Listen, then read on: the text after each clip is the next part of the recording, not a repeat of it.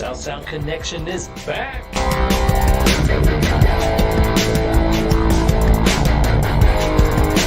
Highlighting local stories from the South Sound and beyond.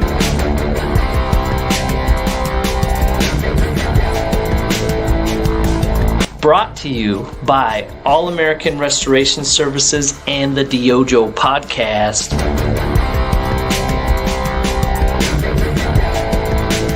Join us every Tuesday at 9 a.m.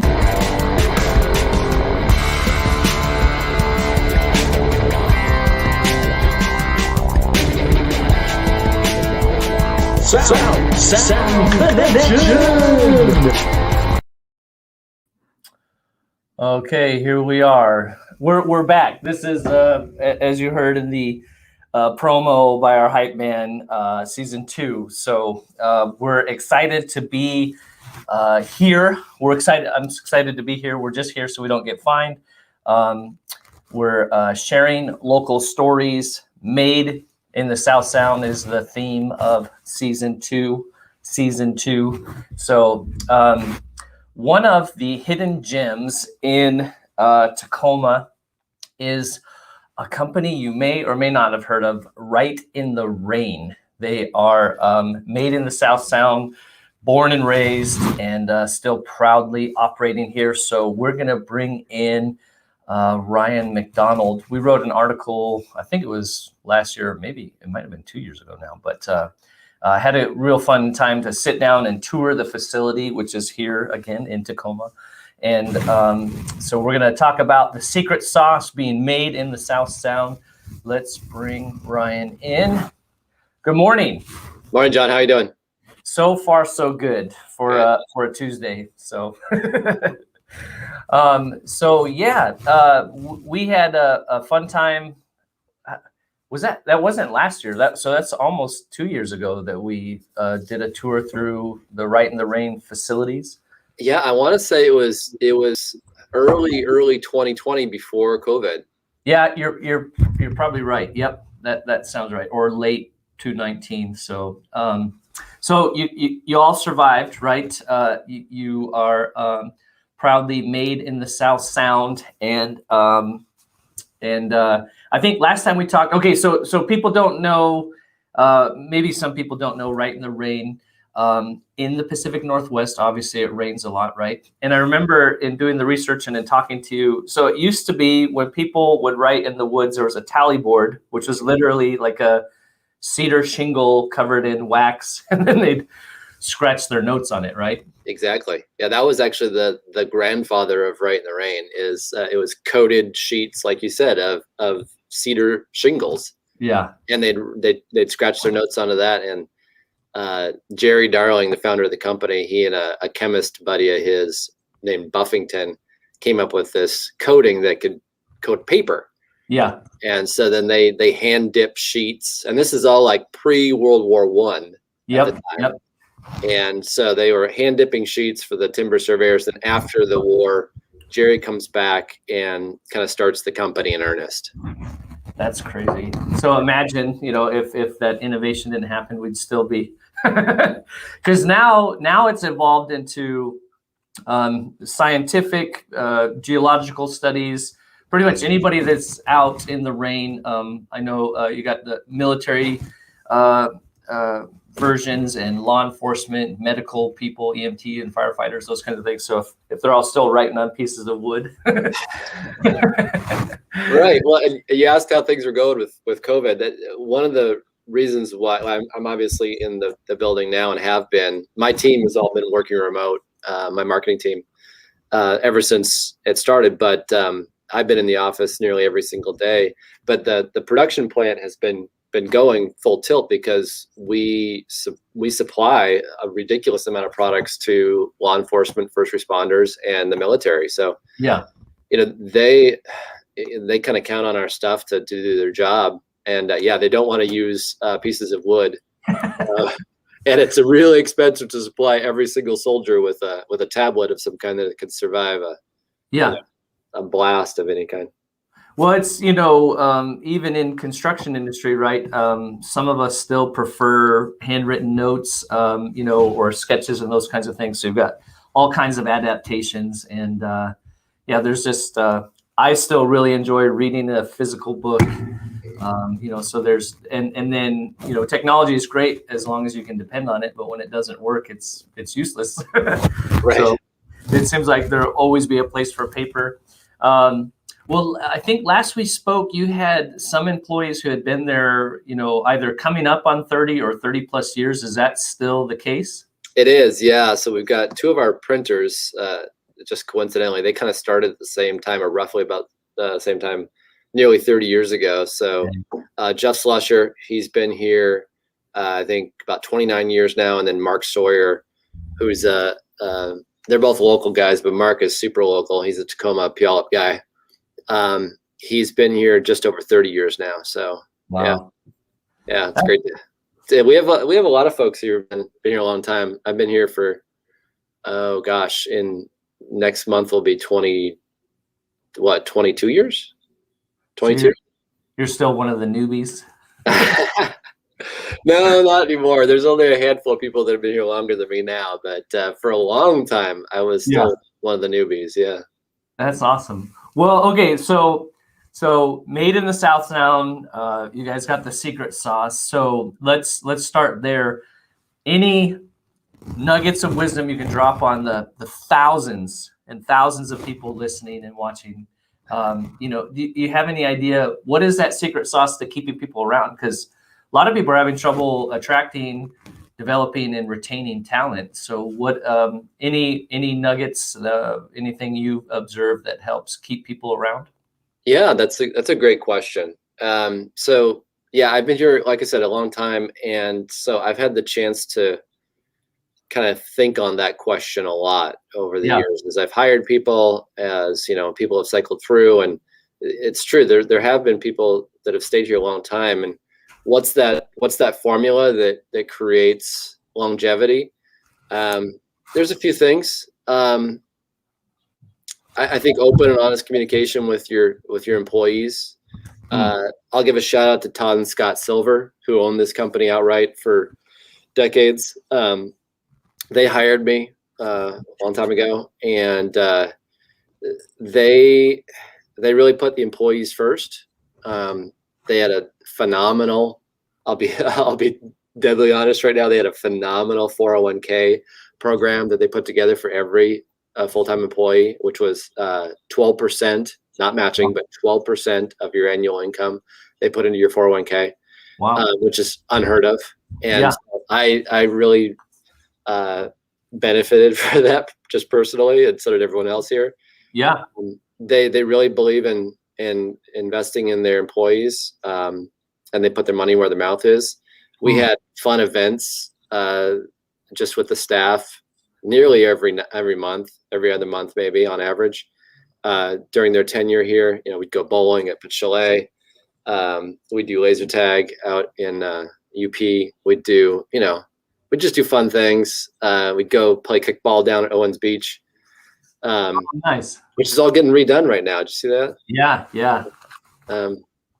Hopefully they still have the field there to play kickball in. Yeah. But the good and bad, right?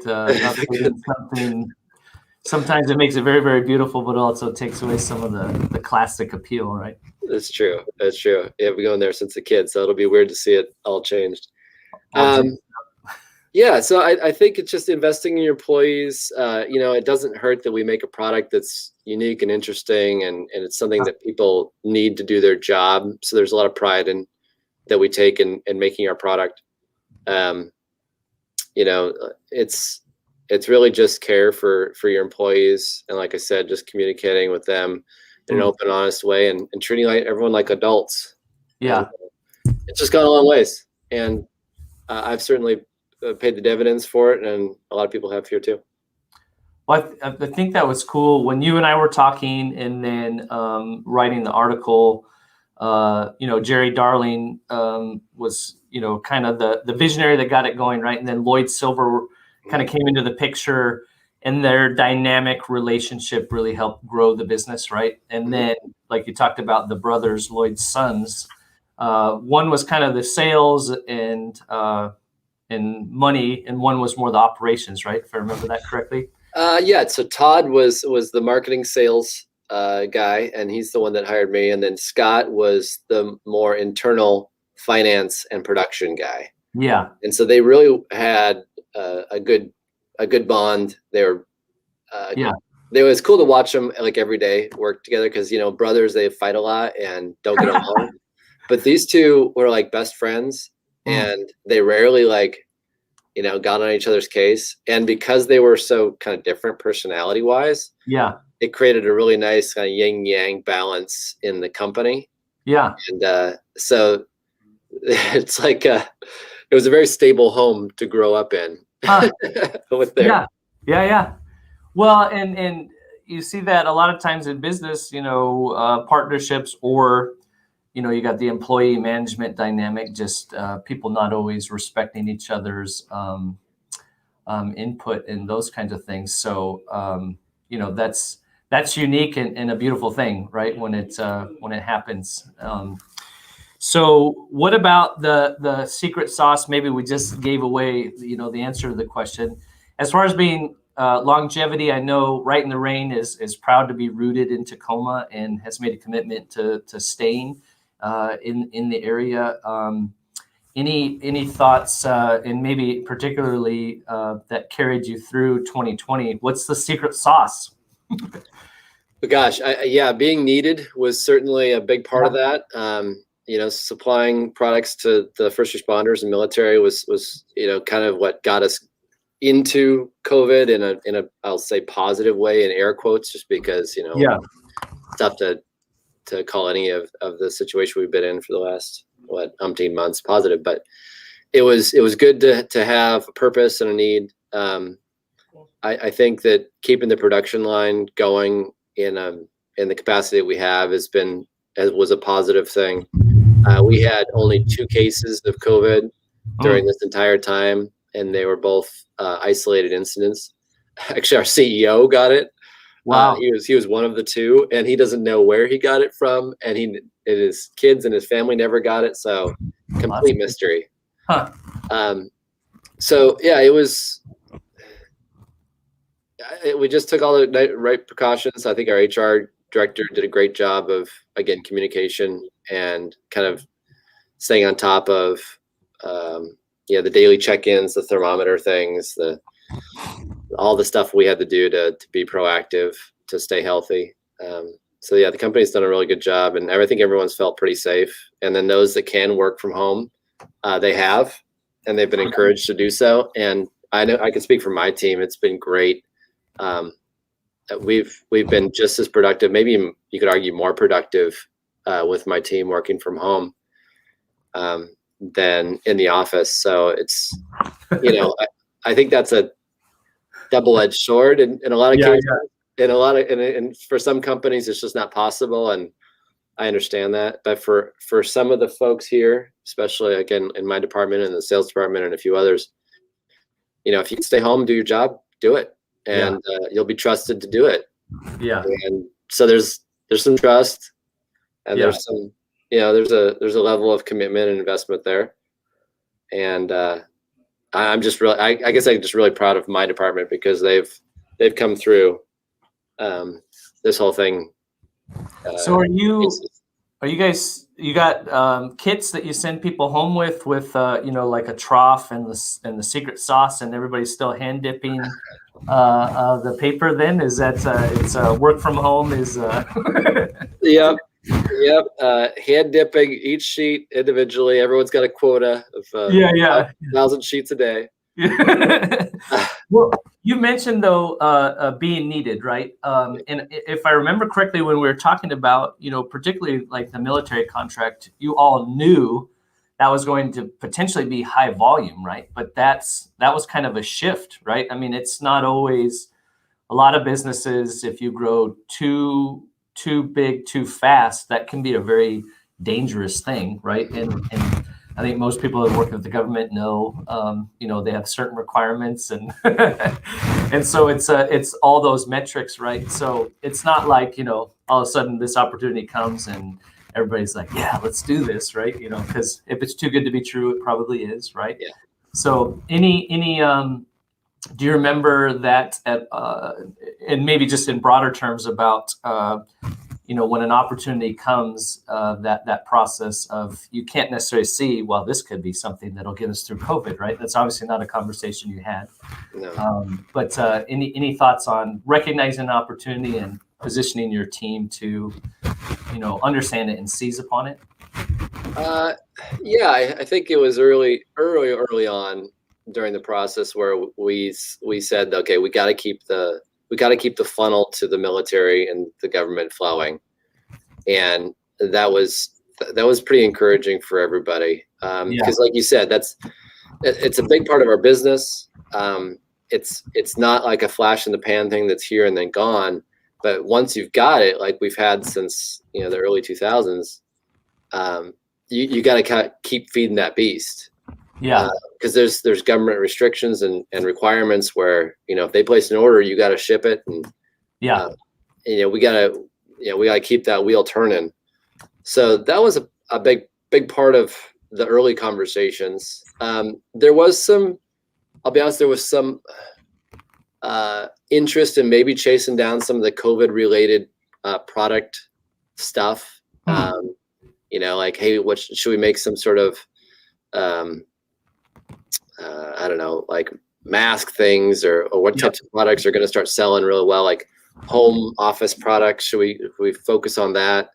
I'm kind of glad we didn't chase that down too much, just because it is short lived and kind of everyone was jumping on that.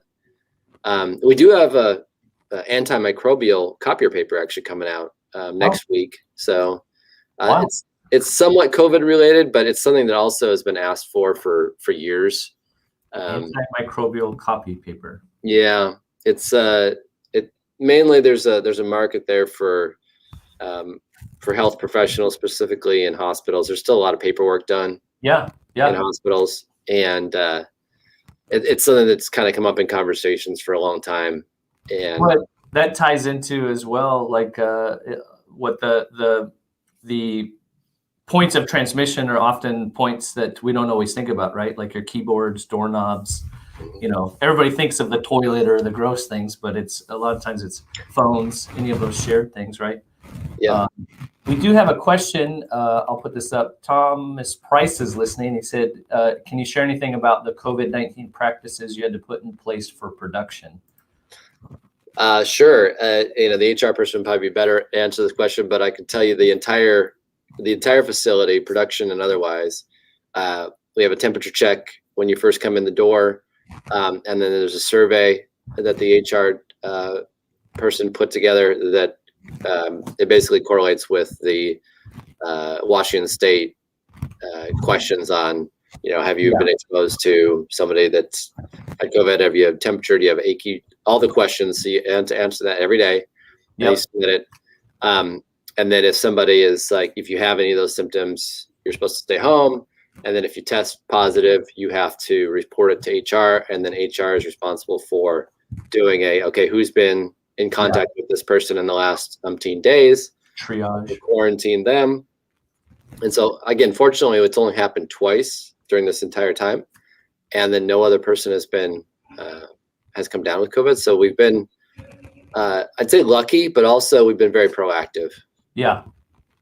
Well, I think hopefully that is one good thing that'll come out of this is maybe people being more upfront about, when they're not feeling well, because we all know flu season, even prior to this, right? It was just, we'll come to work, and hopefully organizations are understanding the value of like, hey, just stay home, and so that should be good. Hopefully that's a lesson that'll stick, right? Right. I know in my career, when I first started working, like if you're not feeling well, you still come to work.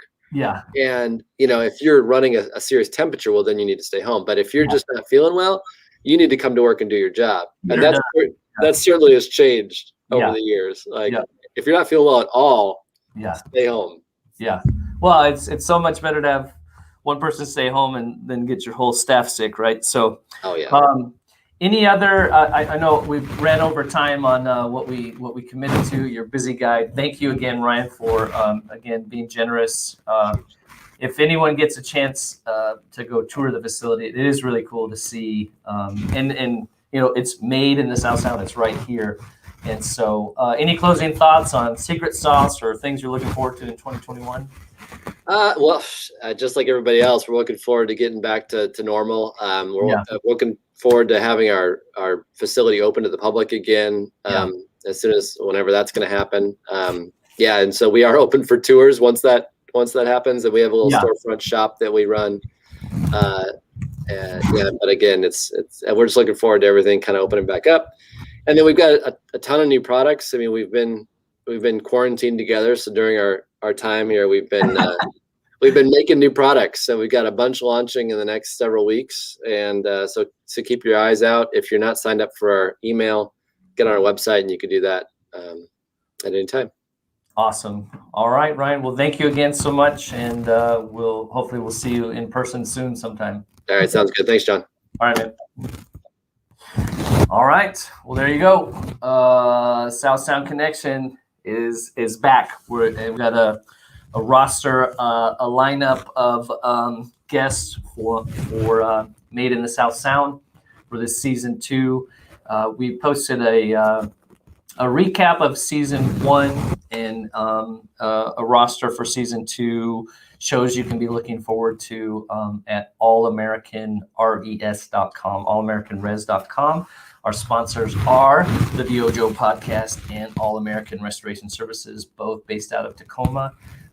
Encourage you to look them up. And so we will see you next week. Same bat channel, same bat time, same bat place. And thank you again for listening.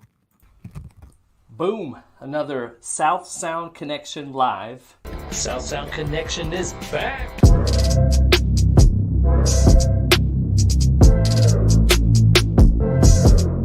SSC live, in the bag, as the kids say. You're welcome for having this to listen to. Thank you. You love me. You really love me. So what is South Sound Connection? Brought to you by All American Restoration Services and the DYOJO podcast. We hear this all the time. We're on the street. What is a South Sound Connection? Our goal is to highlight local businesses, good things in the Pacific Northwest, entrepreneurs, and community efforts for doing good in the PNW and beyond. So, I mean, you've seen about us, you've heard about us. This is brought to you by the DYOJO podcast. The DYOJO podcast, which is the premier podcast for the skilled trades. Could you turn that down just a little bit? But I was told that I could listen to the radio at a reasonable volume from 9 to 11. Yeah, I know you're allowed to. And All American Restoration Services. American, if you see this logo around town, out of Tacoma, Washington, they are a general contractor specializing in repairs after water and fire damages. It's claims, water, fire damage, repairs. Hey, it's happening! Everybody stay calm! What's the procedure, everyone? What's the procedure? Stay calm! Wait. Everybody calm down! Working with you and your insurance company to produce a positive outcome. So please check out our great guests. Check out our sponsors, All American Restoration Services and the DYOJO podcast. You can listen to this, watch this every Tuesday, 9 a.m. Pacific Standard Time on the DYOJO YouTube. That's youtube.com/the DYOJO SSC, South Sound Connection Live. Thank you. Thank you. Have a great Pacific Northwest day, and we'll see you next week, every Tuesday, 9 a.m. Pacific Standard Time. Good night. I can't believe we drove around all day and there's not a single job in this town. There is nothing, nada, zip. Yeah, unless you want to work 40 hours a week. Hit me with that outro music from Pat F. and Brown, Cosmonaut Coffee.